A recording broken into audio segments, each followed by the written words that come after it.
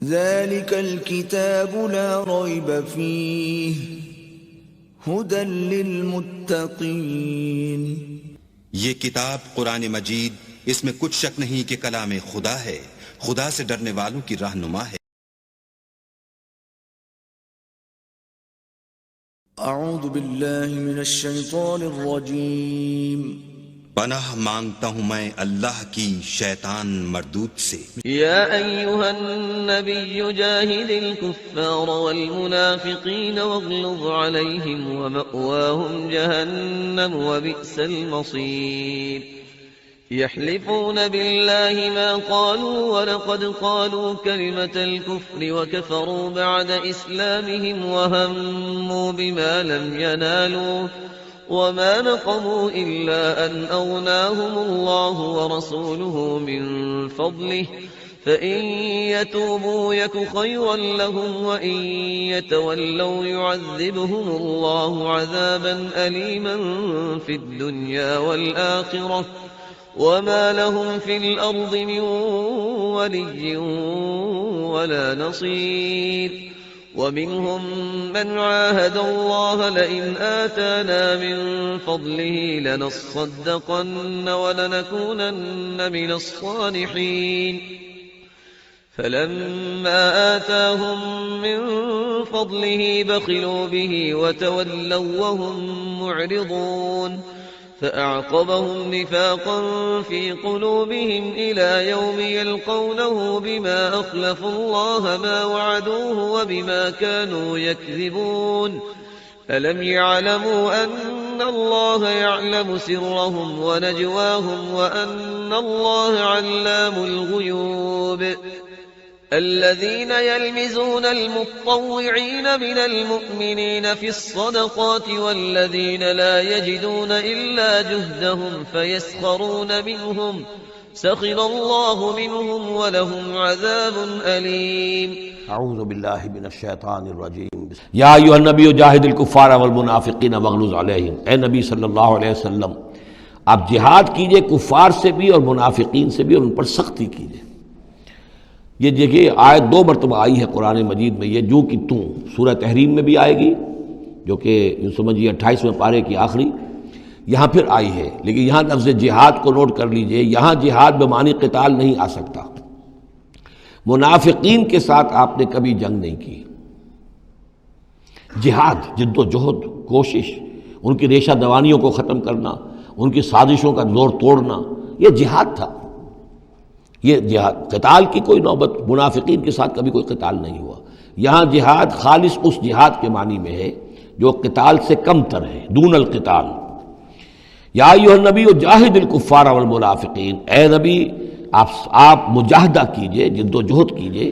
اسی لیے جب غزوہ تبوک سے آپ واپس آ رہے تھے تو ایک حدیث ہے کہ آپ نے فرمایا رجعنا من الجہاد الاصغر الى الجہاد الاکبر، ہم چھوٹے جہاد سے بڑے جہاد کی طرف لوٹ آئے ہیں۔ اب اس کی تعبیریں مختلف کی گئی ہیں کہ اتنا بڑا جہاد سلطنت روما کے خلاف گئے تھے، اسے آپ جہاد اصغر کہہ رہے ہیں، وہاں سے لوٹ کر ہم آ گئے، اب جہاد اکبر سامنے ہے۔ تو اس کی عام طور پر جو توجیہ لوگوں نے کی ہے وہ تو یہ ہے کہ یہ جہاد جو نفس کے خلاف ہے وہ سب سے اکبر ہے، سب سے بڑا ہے، اور یہ بات صحیح ہے۔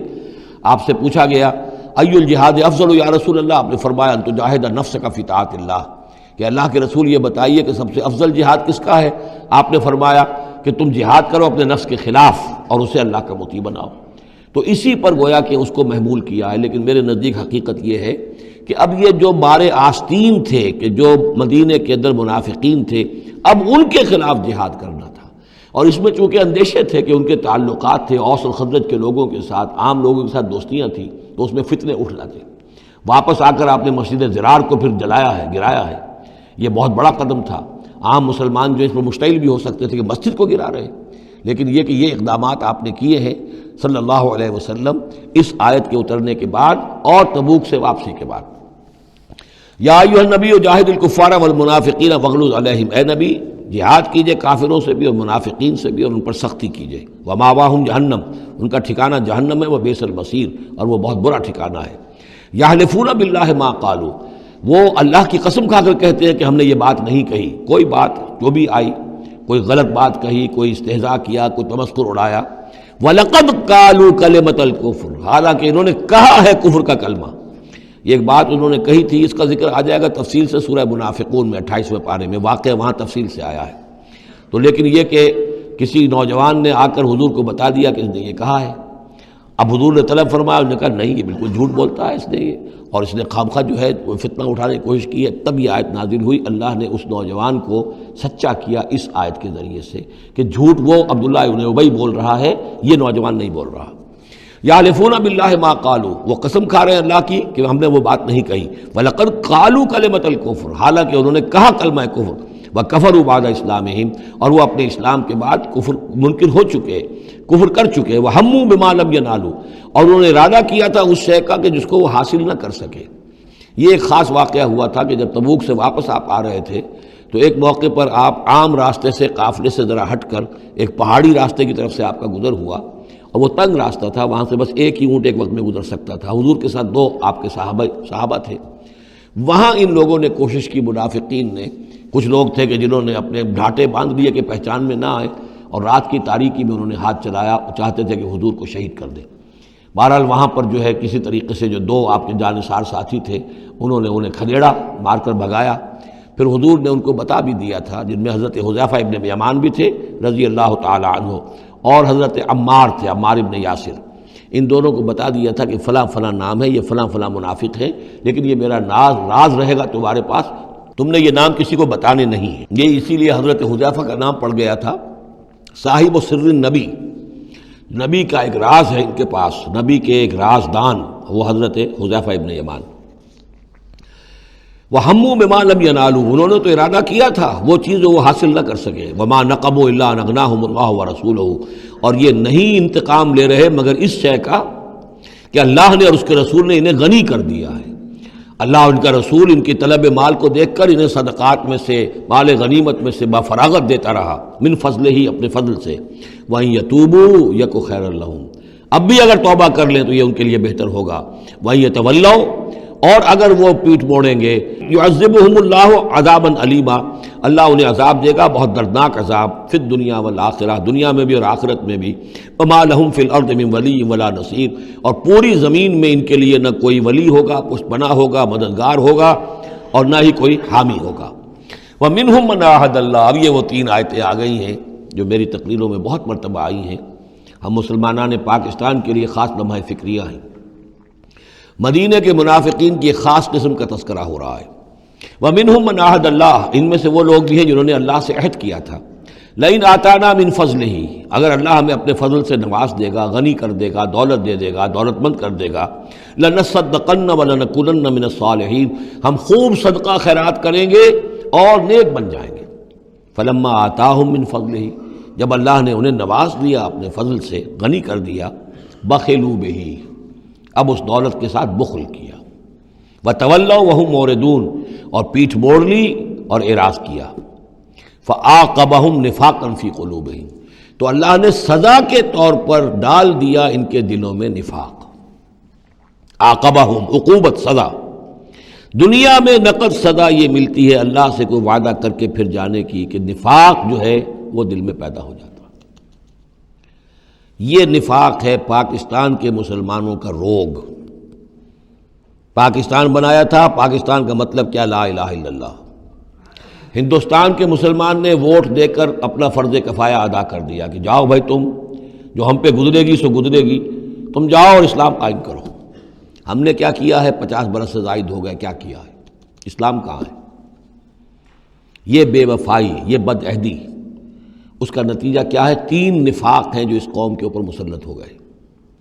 نفاق باہمی، اب وہ قوم نہیں رہی، قومیتوں میں تحلیل ہو چکی ہے. اب عصبیتیں ہیں، صوبائیت ہے، لسانیت ہے، اور نہ معلوم کیا کچھ ہے، فرقہ واریت ہے.